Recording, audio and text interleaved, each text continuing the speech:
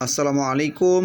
Welcome to my YouTube channel Azim learning point. প্রিয় অষ্টম শ্রেণীর শিক্ষার্থী বন্ধুরা, তোমাদের জন্য আবারও চলে আসলাম বাংলাদেশ ও বিশ্ব পরিচয়ের আরও একটা বহু নির্বাচনের ক্লাস নিয়ে।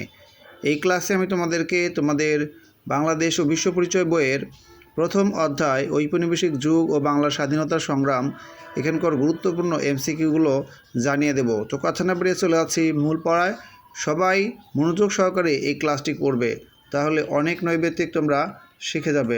চলে আছি মূল পড়ায়। আমি কিন্তু শুধু ইম্পর্টেন্টগুলো বলবো। বাংলায় ঔপনিবেশিক যুগ ছিল কোনটি? তোমরা অবশ্যই মনে রাখবে 1757 থেকে 1947 সাল পর্যন্ত যেটা অপশনে থাকবে এটাই হবে উত্তর। ওকে, এরপর দেখো বাংলায় কত সাল পর্যন্ত ইংরেজদের শাসন চলে? তোমরা সবাই জানো 1947 পর্যন্ত। এই যে দেখো 1757 থেকে 1947 সাল পর্যন্ত। নবাব সিরাজউদ্দৌলার মৃত্যুর পর বা পরাজয়ের পর থেকেই শুরু হয় কিন্তু এই যে 47 পর্যন্ত ইংরেজদের শাসন।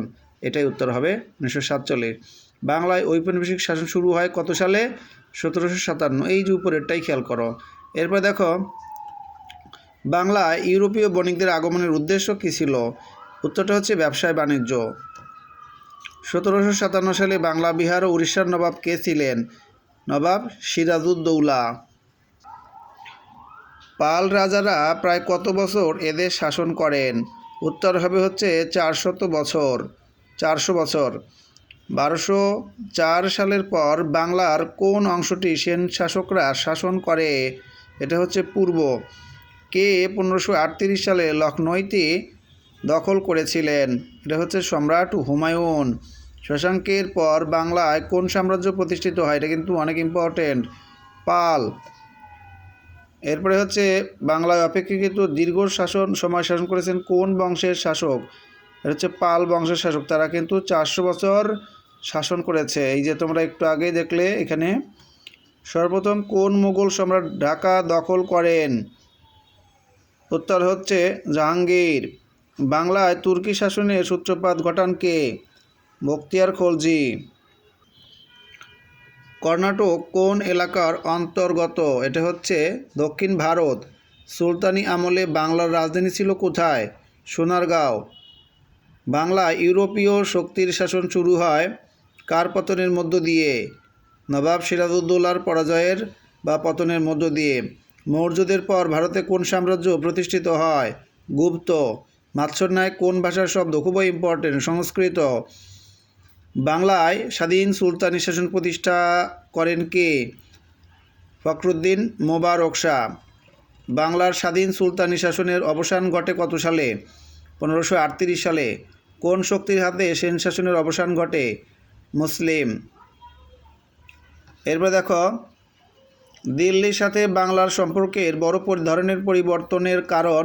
এটা হচ্ছে জাহাঙ্গীরের মসনদে বসা। শাহী বাংলা, শাহী বাঙালিয়ান উপাধি ধারণ করেন কোন শাসক? এটা ইম্পর্টেন্ট, ইলিয়াস শাহ। বাংলা কত বছর ইংরেজ ঔপনিবেশিক শাসনাধীনে ছিল? এটা হচ্ছে প্রায় 200 বছর। কত সালে পলাশীর যুদ্ধ সংঘটিত হয়? এটা হচ্ছে 1757 সালে। কত সালে ইংরেজ শাসনের অবসান হয়? 1947 সালে। প্রথম বাঙালি শাসক কে? তোমরা অবশ্যই মনে রাখবে শশাঙ্ক। কার হাতে সেন শাসনের অবসান ঘটে? বখতিয়ার খলজির হাতে। ইখতিয়ারউদ্দিন মোহাম্মদ বিন বখতিয়ার খলজি ছিলেন তুর্কি সেনাপতি। এরপরে দেখো 12 ভূঁইয়া বলতে কাদের বোঝায়? পূর্ব বাংলার জমিদারদের বোঝায়। এরপরে হচ্ছে কোন মুঘল সম্রাট 1538 সালে উত্তর বাংলা গৌড় দখল করেন? হুমায়ুন।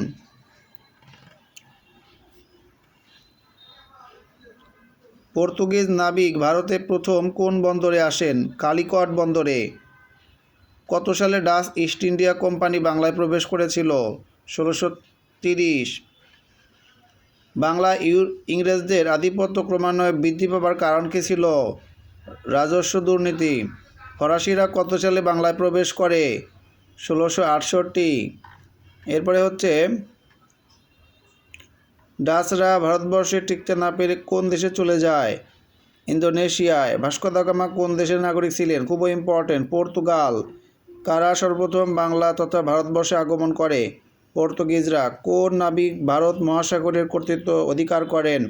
উত্তর হচ্ছে আলবুকার্ক। বার্নিয়ের কোন দেশের পর্যটক ছিলেন? খুবই ইম্পর্টেন্ট একটা এমসিকিউ, সেটা হচ্ছে ফরাসি। এরপরে হচ্ছে ইউরোপে যুদ্ধরত বিভিন্ন দেশগুলোর মধ্যে শান্তি চুক্তি হয় কত সালে? 1648 সালে। কাশিম বাজারে বছরে কী পরিমাণ সিল্ক উৎপাদিত হতো? 22,000 বেল। এরপরে হচ্ছে কোন ঘটনাটি অপেক্ষাকৃত বেশি পুরাতন? পলাশির যুদ্ধ। চিরস্থায়ী বন্দোবস্ত হয় 1793 76-এর মন্বন্তর বাংলা, এটা 1770। সিপাহী বিদ্রোহ 1857। আর অপেক্ষাকৃত বেশি পুরাতন হচ্ছে এইটা বলতেছে পলাশির যুদ্ধ,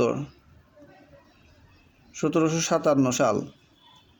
সিপাহী বিদ্রোহ তো এটা তো 1857 হওয়ার কথা। এটা কার পতনের মধ্য দিয়ে মুঘল শাসনের চূড়ান্ত অবসান হয়? নবাব সিরাজউদ্দৌলা। এরপরে হচ্ছে বর্গী কাদেরকে বলা হতো? মারাঠাদের। নবাব সিরাজউদ্দৌলার পতনের মধ্য দিয়ে বাংলায় কোন শাসনের চূড়ান্ত অবসান ঘটে? মোগল। পলাশির যুদ্ধে সিরাজউদ্দৌলার পরাজয়ের জন্য মূলত দায়ী কে? দায়ী হচ্ছে মীর জাফর। আলীবর্দী খাঁর মৃত্যুর পর নবাব কোন সমস্যায় পতিত হন? ষড়যন্ত্র। কত বছর বয়সে সিরাজউদ্দৌলা বাংলার সিংহাসনে বসেন? 22 বছর। কত সালে বক্সারের যুদ্ধ হয়? 1764 সালে। মীর কাসিম কোন যুদ্ধে পরাজয়ের মাধ্যমে সিংহাসনচ্যুত হন? এটা হচ্ছে বক্সারের যুদ্ধ।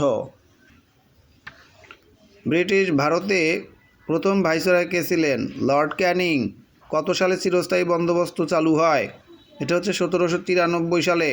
76-এর মন্বন্তর ঘটে কখন? 1770। 76-এর মন্বন্তর বাংলা কত সালে হয়েছিল? 1176। কে বাংলায় দ্বৈত শাসন ব্যবস্থা চালু করেন? Lord Clive. এরপর হচ্ছে ভারত শাসন আইন পাশ হয় এই 1857 সালে 2 আগস্টে। এরপরে হচ্ছে কে সতীদাহ প্রথা বাল্যবিবাহ প্রথা রোধ করেন? এটা হচ্ছে লর্ড উইলিয়াম বেন্টিং। ভারতবর্ষে প্রথম মুদ্রণ যন্ত্র কোথায় স্থাপিত হয়? এটা হচ্ছে শ্রীরামপুরে। বঙ্গভঙ্গ কার্যকর করা হয় কত সালে? 1905 সালে। কত সালে ব্রিটিশরা বাংলাকে দ্বিখণ্ডিত করার পরিকল্পনা গ্রহণ করে? এটা হচ্ছে 1853 সালে। বঙ্গভঙ্গ কার্যকর হলে কোন বিষয়টি স্পষ্ট হয়ে ওঠে? হিন্দু মুসলমানদের দ্বন্দ্ব। ভারতবর্ষের শেষ মুঘল সম্রাট কে ছিলেন? বাহাদুর শাহ জাফর। সিপাহী বিদ্রোহ কত সালে হয়? 1857 সালে। একটু আগে তোমাদেরকে বলেছিলাম এটা। নিচের কোনটি সর্বপ্রথম প্রতিষ্ঠিত হয়? কলকাতা মাদ্রাসা। এরপরে হচ্ছে মুসলিম লীগ কত সালে প্রতিষ্ঠিত হয়? মুসলিম লীগ হচ্ছে 1906 সালে প্রতিষ্ঠিত হয়। উইলিয়াম কেরি প্রতিষ্ঠা করেন নিচের কোনটি? মুদ্রণ যন্ত্র। কলকাতা মাদ্রাসা প্রতিষ্ঠা করেন কে? Warren Hastings. এরপরে হচ্ছে 1821 সালে মুদ্রণ যন্ত্র স্থাপিত হয় কোথায়? শ্রীরামপুরে। বাংলায় সিপাহী বিদ্রোহের নেতৃত্ব দেন কে? মঙ্গল পাণ্ডে। খুবই ইম্পর্টেন্ট একটা এমসিকিউ। ব্রিটিশ বিরোধী আন্দোলনে প্রথম শহীদ নারী হচ্ছে প্রীতিলতা ওয়াদ্দেদার। নামগুলো অবশ্যই মনে রাখার চেষ্টা করবে। রত্ন শব্দের অর্থ কী? পুরনো। বাংলাদেশে ঔপনিবেশিক যুগ ছিল কোনটা? 1757 থেকে 1947 পর্যন্ত এই সময়টা।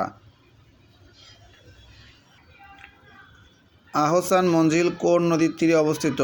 এটা হচ্ছে বুড়িগঙ্গা। আর্মেনিয়ান গির্জা নির্মিত হয়েছে কত সালে? 1781 সালে। রোজ গার্ডেন কি? স্থাপত্যকর্ম। পুরনো স্থাপত্যকর্ম রোজ গার্ডেন কোথায়? এটা হচ্ছে ঢাকায়। এরপরে হচ্ছে গ্রিক সমাধিসৌধটি কত সালে নির্মিত? 1915 সালে। এরপরে হচ্ছে ঔপনিবেশিক যুগের প্রত্ন পরিচয় বহন করে কোনটি? আহসান মঞ্জিল। ভিক্টোরিয়া পার্কের অপর নাম কি? আন্টা ঘর ময়দান।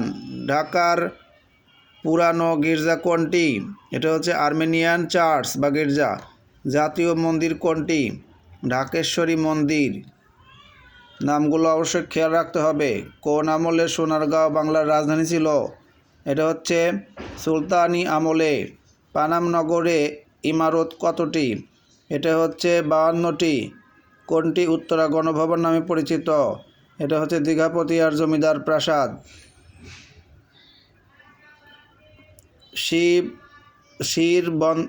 শিরাবন্ধ কি? এটা হচ্ছে কাপড়। শশী লজ কোথায় অবস্থিত? এটা হচ্ছে ময়মনসিংহ। লোকশিল্প জাদুঘরে কয়টি কক্ষ আছে? 70টি। সাটুরিয়া বালিয়াটির জমিদার বাড়ি কোথায় অবস্থিত? মানিকগঞ্জে। উত্তরা গণভবন কোন জেলায় অবস্থিত? নাটোর। তাজহাট জমিদার প্রাসাদ কোন জেলায় অবস্থিত? রংপুর। সর্দার বাড়িতে কতটি কক্ষ আছে? আছে হলো 70টি। এরপরে হচ্ছে 1947 সালে ভারতীয় উপমহাদেশে কোন দুটি রাষ্ট্রের জন্ম হয়? ভারত ও পাকিস্তান। কত সালে স্বাধীন রাষ্ট্র বাংলাদেশ প্রতিষ্ঠিত হয়? 1971 সালে। বাংলাদেশের মানচিত্র খচিত জাতীয় পতাকা প্রথম উত্তোলন করা হয় 1971 সালের কত তারিখে? এটা হচ্ছে 2রা মার্চ। 1971 সালে 1971 স্বাধীন বাংলার পতাকা উত্তোলন করেন কারা? ডাকসুর নেতৃবৃন্দ। কার নেতৃত্বে মানচিত্র খচিত স্বাধীন বাংলাদেশের পতাকা উত্তোলন করা হয়? আসম আব্দুর রবের নেতৃত্বে। কোন তারিখ ছাত্র সংগ্রাম পরিষদ গঠিত হয়? 2রা মার্চ 1971। পাকিস্তানের প্রথম সাধারণ নির্বাচন অনুষ্ঠিত হয় কখন? 1970 সালে। এরপরে হচ্ছে প্রথম উত্তোলিত স্বাধীন বাংলাদেশের পতাকা কেমন ছিল? দেশের মানচিত্র খচিত। অপারেশন সার্চলাইট সংগঠিত হয়েছিল কোন তারিখে? 25শে মার্চ। অপারেশন সার্চলাইট অনুযায়ী ঢাকা শহরে গণহত্যার মূল দায়িত্ব কাকে দেওয়া হয়? রাও ফরমান আলীকে। অপারেশন সার্চলাইটে ঢাকা বিশ্ববিদ্যালয়ের কতজন শিক্ষক নিহত হন? 10 জন। মুজিবনগর সরকারের প্রধানমন্ত্রী ছিলেন তাজউদ্দিন আহমদ। মুজিবনগর সরকারের অর্থমন্ত্রী ছিলেন এম মনসুর আলী। মুজিবনগর সরকার গঠনের ফলে মুক্তিযুদ্ধ সঠিকভাবে পরিচালিত হয়। এরপরে হচ্ছে 1971 সালের কোন তারিখে মুজিবনগরে গণপ্রজাতন্ত্রী বাংলাদেশ সরকার গঠিত হয়? 10ই এপ্রিল। আর মুজিবনগর সরকার কিন্তু শপথ গ্রহণ করে 17ই এপ্রিল। তাহলে সরকারটা গঠিত হচ্ছে 10 এপ্রিল 1971-এ। আর দেশকে মুক্তিযুদ্ধের সময় বাংলাদেশকে কয়টি সেক্টরে ভাগ করা হয়েছিল? 11টি। এটা অবশ্যই খেয়াল রাখবো। আর শপথ বাক্য পাঠ করান মুজিবনগর সরকারকে হচ্ছে অধ্যাপক ইউসুফ আলী। অপারেশন জ্যাকপট কিসের নাম? এটা হচ্ছে অভিযানের নাম। এরপরে কে মুক্তি বাহিনীর প্রধান সেনাপতি ছিলেন? Captain MAG Osmani. মুক্তিযুদ্ধে কত নম্বর সেক্টরটি জলসীমা নিরাপত্তা নিয়ে কাজ করেছিল? এটা হচ্ছে 10। ক্র্যাক প্লাটুন কোন বাহিনীর অন্তর্গত? এটা হচ্ছে আঞ্চলিক বাহিনী। মুজিবনগর সরকারের কার্যক্রম প্রধানত কয়টি ভাগে বিভক্ত ছিল? 3টি। S force, Z force, K force এরকম ছিল, নাম ছিল 3টা। মুক্তিযুদ্ধের সময় বাংলাদেশের জনসংখ্যা কত ছিল? 7.5 কোটি। শান্তি কমিটি কাদের সহযোগিতা করে? এটা হচ্ছে পাকিস্তানি বাহিনীকে। মুজিবনগর সরকারের প্রথম মিশন কোথায় স্থাপিত হয়েছিল? এটা হচ্ছে কলকাতা। বিবিসির কোন সাংবাদিক মুক্তিযুদ্ধের পক্ষে খবর প্রচার করেছিলেন? মার্ক টালি। মার্ক টালিকে একজন সাংবাদিক। আর মুক্তিযুদ্ধ চলাকালীন জাতিসংঘে কতটি দেশের প্রতিনিধি বাংলাদেশের সমস্যা নিয়ে আলোচনা করে? 47টি। মুক্তিযুদ্ধের সময় ভারত যে পরিমাণ শরণার্থীকে আশ্রয় দেন তার সংখ্যা ছিল প্রায় 1 কোটি। বাংলাদেশের কোন জেলা প্রথম শত্রুমুক্ত হয়? যশোর। এটা কিন্তু বিভিন্ন চাকরির পরীক্ষাতেও আসে। যৌথ কমান্ডো গঠনের ফলে উত্তর হচ্ছে গতি লাভ করে। বাংলাদেশ ও ভারত কত তারিখে যৌথ বাহিনী গড়ে তোলে? 21শে নভেম্বর 1971।